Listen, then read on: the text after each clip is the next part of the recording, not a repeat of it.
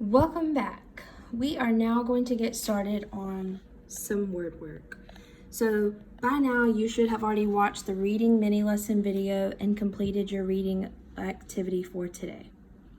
Let's go ahead and look at our learning target and success criteria for our word work today. Our learning target is I will be able to distinguish between similes and metaphors. Distinguish means that you are able to know the difference between two things. In this case, it's going to be similes and metaphors, which are two different types of figurative language. And we're going to talk more about that in just a minute. Your success criteria. I can discuss the difference between similes and metaphors, and I can identify similes and metaphors in a story. So at the end of this lesson, you should be able to tell me what the difference is between a simile and a metaphor. And when reading a story, you should be able to identify what is a simile and what is a metaphor. In your distance learning packet, you will see this page. So these are just a couple of anchor charts I wanted to provide to you so that you are able to look back and see the difference between a simile and a metaphor if you get stuck. So similes and metaphors are figurative language, which means that what these sentences are saying, they're not being literal. So for example, where it says the flower looks like a golden jewel, well, we know a flower is not a golden jewel, but it could look like one. It could have similar features. So a simile is a comparison of two things using the words like or as. So like in the sentence, the flower looks like a golden jewel. So if you think about what a golden jewel looks like, in my eyes, I see something very shiny and glimmery.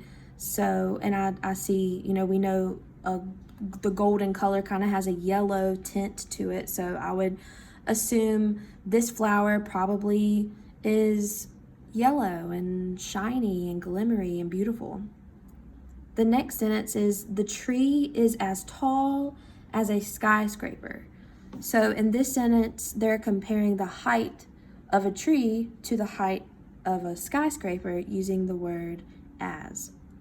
And then the last example this anchor chart gives us is it is hot as the sun outside today. We can imagine how hot the sun actually is. And even though this is kind of an exaggeration, it just lets us know that it is pretty hot outside. A metaphor. You're comparing two unlike things, but you're not using the words like or as. So there is a difference. Similes, you are comparing two things just like in a metaphor, but you use the words like or as.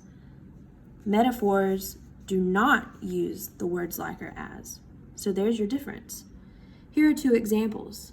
She was a breath of fresh air. So they're comparing this person to a breath of fresh air. How good does it feel to go outside and just breathe in a nice big breath of fresh air? The second sentence, the snow is a white blanket. So just imagine a smooth white blanket, maybe laying on your bed or laying over a couch or a chair. And then just imagine going outside and seeing a beautiful layer of snow on the ground that's just as perfect and smooth as that white blanket.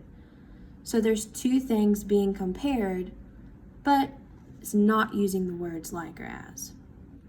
So there's the difference. Now, in your packet on the next page, you have this sheet. Simile and metaphor practice. Identify if the following are similes or metaphors. If it's a simile, you're going to write an S. If it's a metaphor, you're going to write an M. And that's for numbers 1 through 7. And then in this second part, you're going to read this short little paragraph, and you're going to underline any similes that you see, and you're going to circle any metaphors that you see. So this is where you're identifying similes and metaphors in a story. And remember, you're going to underline the similes and circle the metaphors.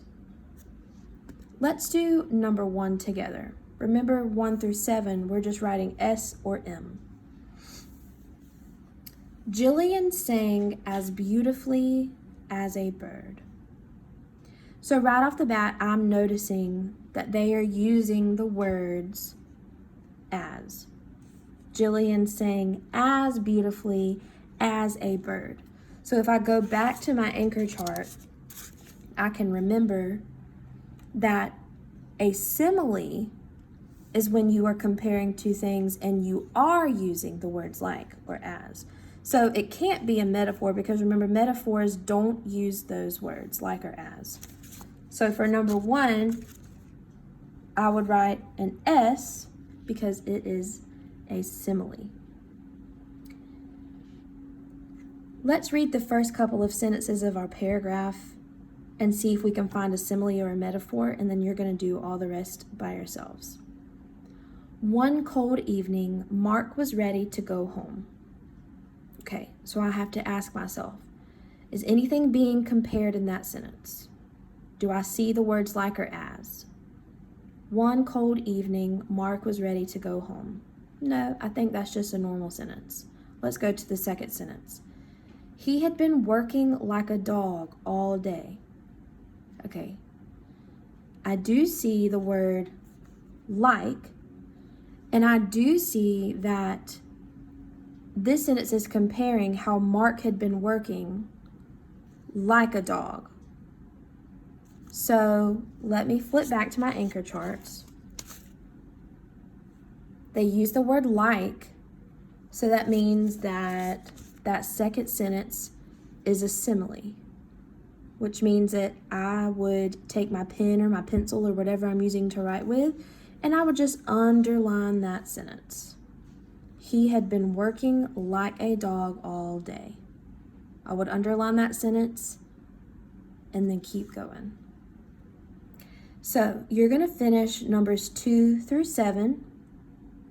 You should have already underlined our second sentence in the paragraph because I just did that one with you and it was a simile. So now you're going to start from he told his boss, and you're going to read the rest of it, and you're going to underline any similes and circle any metaphors in your passage. Now, if you noticed in your email today, I've also included a challenge. There is a simile and metaphor activity on MobyMax. So when you log into MobyMax, remember you log in with your PIN number and your 6-digit birthday. And you should see where I have assigned the simile and metaphor activity. I think it's like 5 questions. Now remember, this is not mandatory, which means that you don't have to do it, but if you would like an extra simile and metaphor challenge today, it is on MobyMax for you to do. All right. I hope that you all have a good day today. Remember, if you need anything or if you have any questions, please let me know either through email or you can call or text my Google number. See you guys later.